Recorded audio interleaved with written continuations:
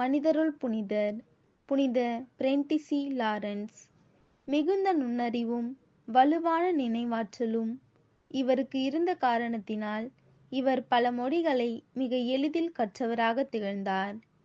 தம் தாய்மொழி Italian, Latin, எபிரேயம், Greek, German, Bohemian, Spanish, French மொழிகளை திறம்பட கற்றிருந்தார்.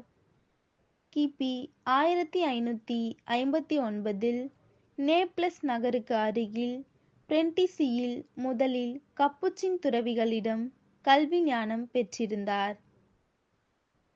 பின்னர் அவரின் மாமா வெனிஸ் நகரில் புனித மார்க் கல்லூரியில் படிக்க வைத்தார். 16 வயதில் கப்புச்சின் சபை துறவியானார். பதுவை நகரில் தத்துவ கல்வியும் வேத கல்வியும் கற்றுத் தேர்ந்தார்.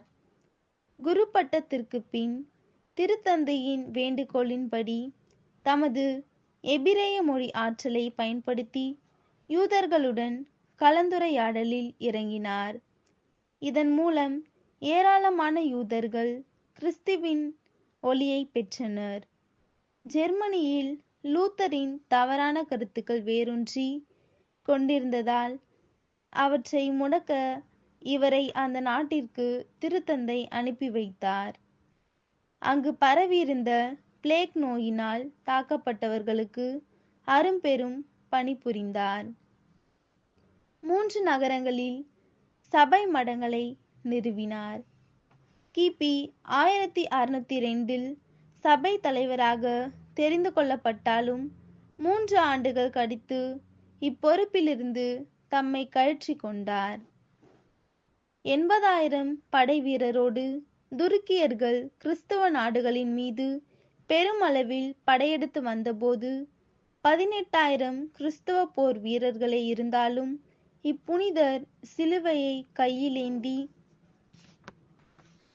தலைமை தாங்கி மாபெரும் வெற்றியை கிறிஸ்தவர்களுக்கு பெற்று தந்தது மறக்க முடியாதது.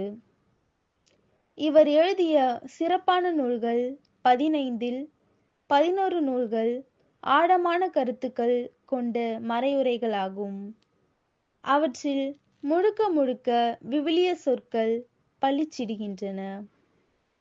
கத்தோலிக்க அரசர்களிடையே எழுந்த பூசல்களின் நடுவே நிலையான சமரசம் செய்து வைத்தார்.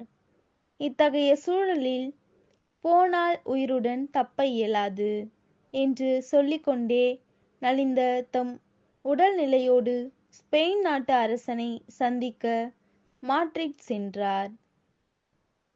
அரசன் போர்த்துக்கல் நாட்டுக்கு போய்விட்டதை அறிந்து கடுமையான வெப்பத்தையும் தாக்கிக் கொண்டு லிஸ்பன் சென்றார். அமைதியை வெற்றிகரமாக நிலைநாட்டினார். இருப்பினும் நோய் முற்றிய நிலையில் தமது பிறந்த நாளன்று இறைவனடி சேர்ந்தார். மன்னர்களிடையே அமைதியை நிலைநாட்டிய புனிதர் என்ற புகழோடு இவர் காலஞ்சென்றார். புனித பிரென்டிசி லாரன்ஸ், எங்களுக்காக ஜெபியுங்கள்.